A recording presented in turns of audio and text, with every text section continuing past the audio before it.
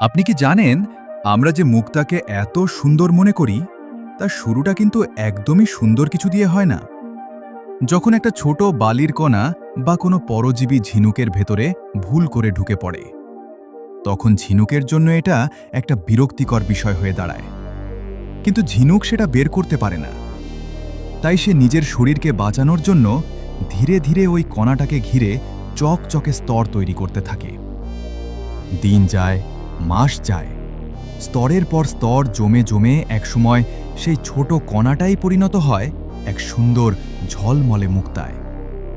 অর্থাৎ যেই প্রক্রিয়াটা শুরু হয়েছিল একটা বিরক্তির কারণের মধ্যে দিয়ে, কিন্তু সেটাই শেষ পর্যন্ত দুনিয়ার সবচেয়ে সুন্দর জিনিসগুলোর একটিতে পরিণত হয়। এটাই প্রকৃতির অদ্ভুত নিয়ম। যে কষ্টটা একসময় সহ্য করা কঠিন হয়ে যায়, সময়ের ব্যবধানে সেটাই ধীরে ধীরে বদলে গিয়ে একটা অসাধারণ সুন্দর কিছুতে পরিণত হয়।